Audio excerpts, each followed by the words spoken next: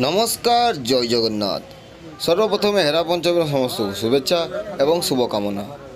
जो भक्त मैंने जानी ना कि हेरा पंचमी कौन होता है और केमिति पालन करा चलतु आज वीडियो देखा आउ जाना। दर्शक बंधु आपण मैंने जानी प्रभु जगन्नाथ बलभद्र सुभद्रा और सुदर्शन तीन रथरे विराजमान हो माउसी मंदिर पाखक आसी था।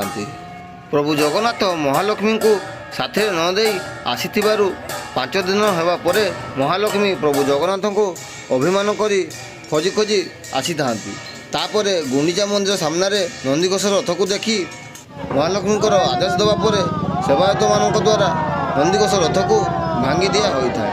आ तार किछिटा काठ पालंकी रखी माँ लक्ष्मी जगन्नाथ पाखक देखा करने जाती।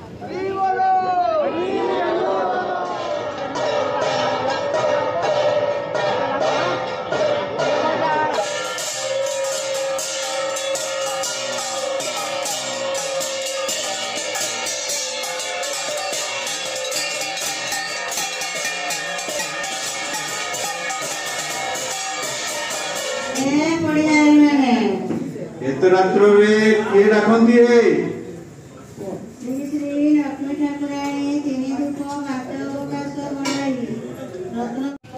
माउसी मंदिर महालक्ष्मी पहुँचवा पर दुई पक्षर दास एवं दासी मान मध्य वार्तालाप होबार किछि समय पर माउसी मंदिर द्वार खोला होता है एवं तापर महालक्ष्मी प्रभु जगन्नाथ पाखरे भेट करि थांती।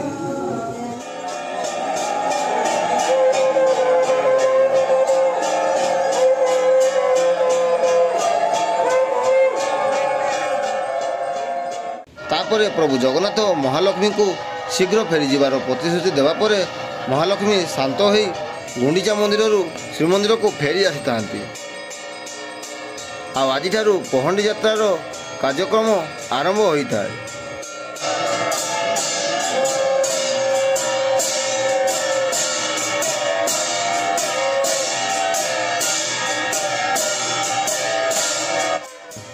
देखिपे मध्यरात्रि होता अनेक भक्त माने एठारे उपस्थित अछंती।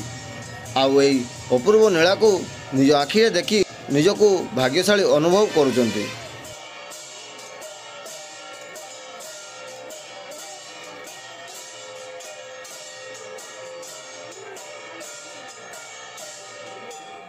आशा करुची आमे करा जायतिबा चेष्टाटी आपण मानकु ए वीडियो माध्यम रे भल लागिबो। देखिपे एवं महालक्ष्मी श्रीमंदिर को फेरी जाऊँच आबे समय 12:20। दर्शक बंधु देखिपे महालक्ष्मी एवं श्रीमंदिर पाखक पहुँची गले। आग को आ रथ यात्रा अनेक सब वीडियो आसबार अच्छी तो आम सहित जोड़ी रहा को अनुरोध।